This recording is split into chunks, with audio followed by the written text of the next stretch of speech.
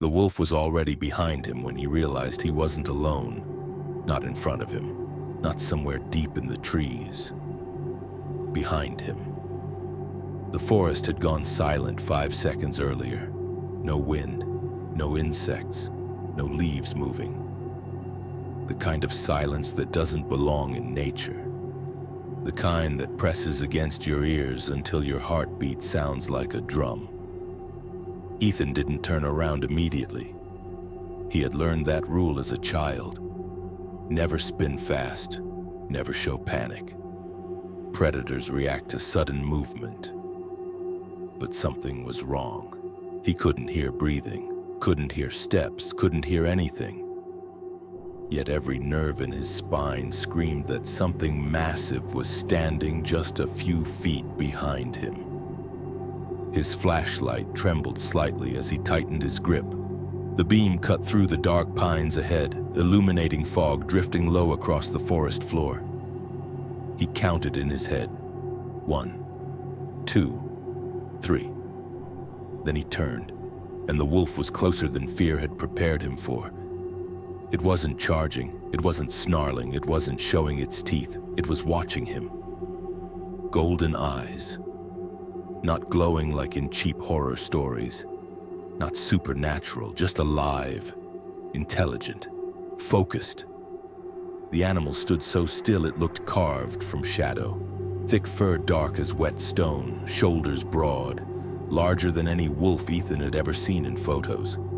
And the distance between them? Maybe 10 feet. Too close to run, too close to pretend it wasn't there. The wolf tilted its head slightly. Ethan's throat tightened, not because it might attack, but because it wasn't. Predators attack when they decide. This one hadn't decided. It was studying him. The air between them felt charged, like the moment before lightning splits the sky. Ethan slowly lowered the flashlight beam so it no longer pointed directly at the wolf's face. He didn't want to provoke it. "Easy," he whispered, though his voice barely carried. The wolf didn't flinch, didn't blink, just stared. And then it stepped forward, not aggressive, not slow, deliberate. Ethan's heart slammed against his ribs so hard he thought he might black out. His instincts screamed at him to run. Every survival reflex in his body was tearing at his muscles. But something else held him there. The wolf stopped again, now 7 feet away.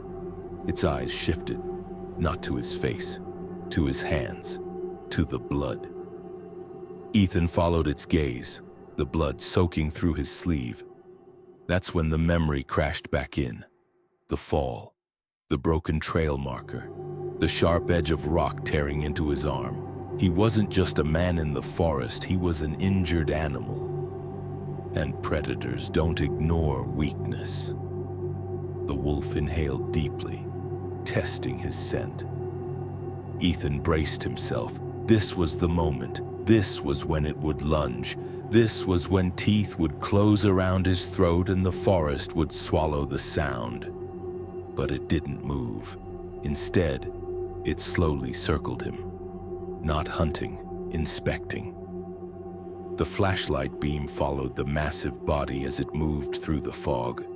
Muscles rolling beneath fur. Paws silent against damp leaves. Ethan turned carefully to keep it in sight. The wolf completed a full circle, stopped in front of him again. And then it did something no instinct, no documentary, no survival guide had prepared him for. It sat down, not submissive, not relaxed, waiting. Ethan's mind struggled to process what he was seeing. This wasn't territorial behavior, this wasn't predatory posturing, this was assessment.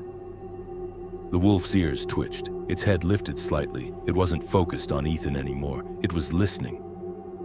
Deep in the forest behind them, a branch snapped, not small, not accidental, heavy. Ethan felt the shift instantly. The wolf stood back up, all calm observation gone. Its body lowered slightly, muscles coiled, eyes locked past Ethan's shoulder. That's when Ethan understood. The wolf hadn't been hunting him. It had been watching something else. And whatever was in the tree was getting closer. The second snap of a branch came from deeper within the trees, heavier than the first, followed by the slow drag of something moving through wet leaves. Ethan felt the temperature of the night shift, as if the forest itself had inhaled and refused to exhale. The wolf no longer looked at him, its body angled sideways, positioning itself between Ethan and the darkness behind him. That was the first detail his mind locked onto. Not aggression, not fear, placement. The animal had deliberately moved to stand between him and whatever was approaching. Ethan's breathing became shallow. His injured arm throbbed violently now, warm blood soaking into his sleeve, dripping slowly to the ground. The metallic scent thickened in the air. He realized with a sick clarity that if something else was out there, something larger, something desperate, that blood would draw it faster than anything. The fog shifted between the trees. A shape moved behind a trunk, then another. Not fast, not stalking the way a predator stalks prey. This movement was uneven, heavy, clumsy. The wolf's ears flattened slightly. A low vibration formed in its chest, not quite a growl, more like a warning pulse. Ethan felt it rather than heard it. Another sound followed, a strained breath, human. Ethan's stomach tightened. "Hello?" he called, unable to stop himself. Silence, then faintly a cough. The wolf's growl deepened. Its muscles tightened, paws digging into the damp earth. Ethan realized the animal wasn't reacting to him at all. It was reacting to the thing stumbling through the forest. A figure emerged between the trees 20 yards away. At first it was just a darker shadow among shadows, swaying slightly. Then the moonlight slipped between clouds, revealing the outline of a man. His clothes were torn, one pant leg shredded at the knee. His posture bent unnaturally forward as if his back couldn't fully straighten. "Help!" the man rasped. Ethan's mind struggled to process the situation. Another hiker? Someone else lost? Relief tried to surface, but it felt wrong. The wolf did not react with retreat. It reacted with hostility. The man took another step forward, stumbling, catching himself on a tree. His head lifted slowly. Even from a distance, Ethan could see something off in the movement. Too slow. Too deliberate. The wolf stepped forward and let out a sharp, explosive bark. Not a howl, not a snarl, a command. The man froze. The forest seemed to shrink around them. Ethan's pulse pounded in his ears as he studied the stranger more closely. The moonlight hit the man's face fully now. His skin looked pale, stretched tight across sharp cheekbones. His eyes reflected light in a way that didn't feel human. Not glowing. Just wrong. "You shouldn't be here," the man said quietly. His voice no longer sounded strained. It sounded steady, calm. Ethan's breath caught. The wolf moved again, stepping directly in front of Ethan. A barrier, fur bristling along its spine now. A true growl rumbled through the night. The man's lips twitched into something that almost resembled a smile. "It smells your blood," he said. "That's why it hasn't left." Ethan's thoughts raced. That made no sense. The wolf could have attacked him already. It had every advantage. Instead, it had stayed, watched, positioned itself. The man took another step forward. This time, the wolf snapped its jaws in the air, a violent crack that echoed through the trees. The stranger stopped again, his head tilted slightly, mirroring the wolf's earlier gesture toward Ethan. Studying, measuring. "You don't understand what's out here," the man continued softly. "You think you met the danger. The wolf lunged forward suddenly, not to attack, but to force distance. The stranger retreated 2 steps, faster than his earlier movements suggested he was capable of. That speed sent ice through Ethan's veins. The man's expression changed. Irritation flickered across his face. "It won't protect you forever," he said. Protect. The word slammed into Ethan's thoughts. The wolf wasn't hunting him. It was guarding him.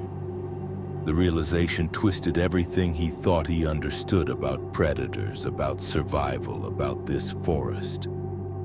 The stranger's gaze shifted past the wolf and locked onto Ethan.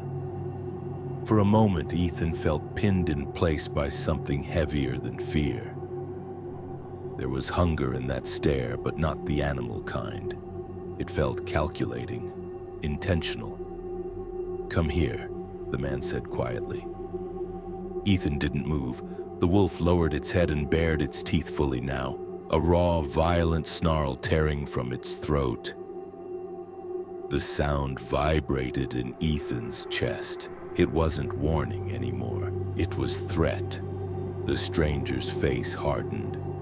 For a split second, the moonlight caught his eyes at a different angle, and Ethan saw something impossible in them. Depth without reflection. As if light entered and never came back out. The man's posture shifted again subtly, and Ethan understood in a flash that the earlier clumsy movements had been an act. This was no injured hiker. This was something patient. Something that had been moving through the forest long before Ethan ever stepped onto the trail. The wolf took 1 step forward. The stranger took 1 step back. A silent negotiation. Territory being drawn in invisible lines across the ground. Wind finally moved through the trees again, stirring leaves carrying scents. Ethan saw the wolf's nose twitch sharply. Its attention flicked briefly to Ethan's bleeding arm again, then back to the stranger. Decision forming. The stranger exhaled slowly. "You can't keep them all," he whispered. "Them. Plural." Ethan's pulse spiked. The wolf released a sudden explosive howl that shattered the silence and echoed across the forest. Not a call of loneliness, not a cry of fear, a signal. Far in the distance, another howl answered, then another. The stranger's smile vanished completely. For the first time, something like tension crept into his expression. The wolf did not look back at Ethan this time. It did not hesitate. It simply stood its ground, massive and immovable, as the forest slowly began to answer its call. The answering howls rolled through the forest one after another. Not chaotic, not wild, but measured. They formed a pattern, a slow tightening circle that seemed to close around the clearing where Ethan stood bleeding and frozen. The stranger heard it too. His head turned slightly toward the distant echoes, and for the first time since emerging from the trees, he did not look in control. Ethan's injured arm had gone half numb now, pain pulsing in dull waves beneath the cold air. He barely noticed it. Every instinct in his body was focused on the silent standoff unfolding in front of him. The wolf did not move. It did not pace or snap or lunge again. It simply stood between him and the stranger, breath steady, shoulders squared, eyes locked forward with unwavering certainty. The stranger's gaze shifted from the wolf to Ethan once more. This time the hunger was no longer disguised. It was open, sharp, intentional. "You don't belong to them," the man said quietly. "You don't even know what they are." Ethan swallowed but didn't answer. His mind was piecing together fragments, stories he had heard growing up in a small town near these mountains, livestock disappearing, hikers vanishing without signs of struggle, rangers quietly closing certain trails without explanation. The official reasons had always been simple: accidents, predators, exposure. But the locals had whispered about something else, something that walked like a man when it wanted to. The stranger took another step forward despite the growing chorus of howls. The wolf reacted instantly, stepping forward as well, teeth bared fully now. The air felt charged, electric, moments away from violence. "You're bleeding," the stranger continued. "They can smell it too." Another howl echoed much closer this time, somewhere to Ethan's right. The sound vibrated through the trees like a pulse. The stranger's jaw tightened. "They don't protect out of kindness," he said. "They protect territory." The wolf's ears flicked backward briefly at that word, but its stance didn't waver. Ethan realized something then. The stranger was trying to fracture his trust, trying to plant doubt. If Ethan panicked, if he ran, if he broke the unspoken line the wolf had drawn, everything would collapse into chaos. The stranger shifted again, faster this time, one step that covered too much ground too smoothly. The illusion of humanity cracked slightly in that motion. The wolf lunged, not a warning snap this time, a full-bodied collision. The impact knocked the stranger backward into the leaves with a violent crash. Ethan staggered back as well, heart hammering in his chest as the two figures rolled across the forest floor. What he saw in that struggle did not make sense. The stranger moved with unnatural speed, twisting, gripping, throwing the wolf aside with strength that no starving hiker should possess. But the wolf recovered instantly, slamming into him again, jaws snapping inches from the stranger's throat. The forest erupted with movement. Shadows detached themselves from the trees, shapes low and silent, emerging from every direction, eyes reflecting faint moonlight. Not one, not two, a pack. The stranger saw them too. His expression shifted from irritation to something darker, anger edged with calculation. He drove his elbow hard into the wolf's side and rolled free, rising to his feet in a single fluid motion that no injured human could have executed. Ethan saw it clearly now. The way the stranger's spine straightened too perfectly, the way his fingers flexed slightly longer than they should have, the way his eyes reflected nothing at all when the moonlight hit them. He wasn't a lost man. He was bait. The pack fanned out in a crescent formation around the clearing, silent except for low, synchronized growls that blended into a single vibrating tone. The lead wolf, Ethan's wolf, stood again between him and the stranger, but now it wasn't alone. The stranger looked around slowly, assessing the numbers. There were at least 8 wolves visible, maybe more hidden in shadow. Their formation wasn't random, it was tactical. "You think they can stop me?" the stranger asked, though his voice no longer carried confidence. The lead wolf took one deliberate step forward, the others mirrored it. The stranger's gaze snapped back to Ethan. "You are not theirs," he said sharply. "You walked into this forest, you crossed the line." Another memory surfaced in Ethan's mind. The broken trail marker earlier that evening. It hadn't fallen naturally. The wood had been splintered inward, not outward. Something had removed it intentionally, redirected him deeper. The stranger had been guiding him, luring him. The wolves had intercepted. The realization landed with chilling clarity. The wolf hadn't found him by chance. It had been tracking something else entirely, and Ethan had stumbled into the middle of a hunt that wasn't meant for him. The stranger's posture shifted once more, not retreating, not advancing, deciding. Then without warning, he moved. He didn't charge at Ethan. He didn't attack the nearest wolf. He bolted sideways faster than sight could properly follow, attempting to break through the thinnest edge of the formation. The pack reacted as one organism. Two wolves cut off his path instantly. Another lunged from behind. The forest exploded into motion, fur, leaves, snapping jaws, the heavy thud of bodies colliding. Ethan stumbled backward, nearly falling as the violent struggle tore through the clearing. The sounds were raw and brutal, not cinematic, not clean. Growls ripped through the air.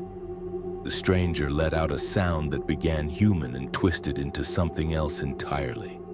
Lower, deeper, distorted. For a fraction of a second, Ethan saw the stranger's silhouette shift unnaturally in the chaos. Limbs elongating, shoulders widening, the outline warping beyond human proportion before being swallowed by lunging shadows. The pack did not howl this time. They did not hesitate. They ended it. Silence fell again, heavy and immediate. Leaves drifted slowly back to the ground. The wolves stood in a loose circle, breathing steady, eyes scanning the darkness beyond as if ensuring nothing else approached. At the center of the clearing, nothing remained of the stranger but torn fabric and disturbed earth. The lead wolf turned slowly toward Ethan. Its fur was streaked with dirt but not blood, its golden eyes locked onto his once more. No aggression, no dominance, only assessment. The forest no longer felt hostile. It felt guarded. The wolf stepped toward him again, slowly, deliberately. The wolf stopped 3 feet in front of him, not close enough to threaten, not far enough to feel distant. Ethan could see the steady rise and fall of its chest now. The sharp focus in its eyes had softened but not disappeared. It wasn't looking at him as prey. It wasn't looking at him as a rival.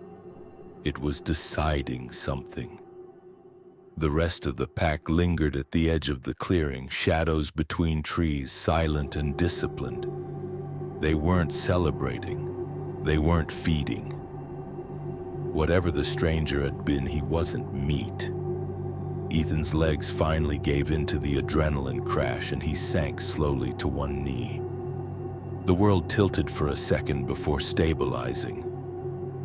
His injured arm throbbed violently again as shock began to wear off. He pressed his hand against the wound to slow the bleeding. The wolf stepped closer. Instinct screamed at him not to move. He forced himself to stay still, his breathing shallow, controlled. The wolf lowered its head toward his arm. Its nose hovered inches from the blood-soaked fabric. It inhaled once. Deep. Ethan braced, but instead of biting, the wolf shifted slightly and pressed its shoulder against his uninjured side. Not hard, just enough to steady him. The contact stunned him more than the earlier violence. The fur was warm, solid, real. The wolf wasn't claiming him.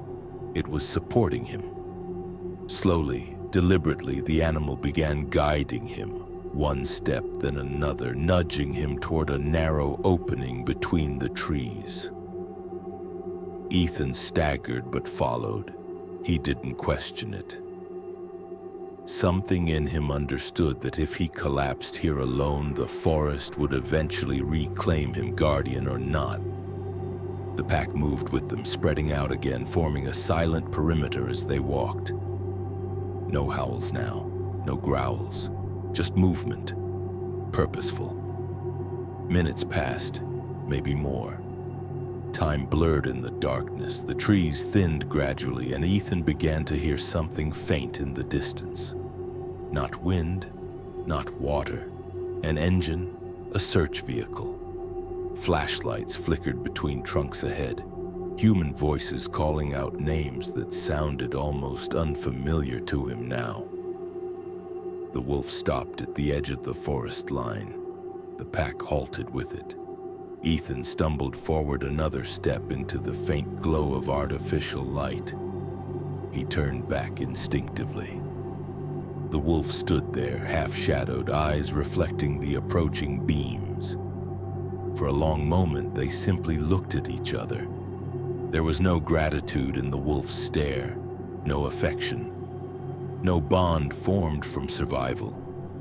There was something older than that. Recognition. A boundary had been crossed that night, but not the one the stranger had spoken about. Ethan had entered a territory he didn't understand, and something within that territory had chosen not to let him be taken. The wolf blinked once, then it stepped back.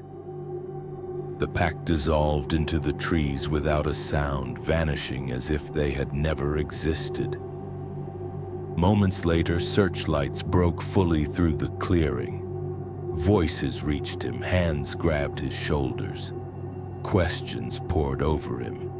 He tried to explain about the man, about the wolves, about what he had seen in the stranger's eyes before the forest swallowed him.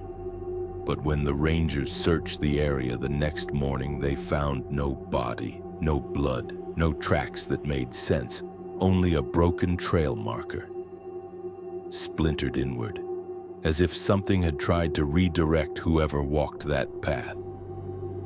Ethan healed, physically at least, but sometimes late at night he still wakes up feeling that same silence pressing against his ears, that same sense of being watched, not hunted, watched.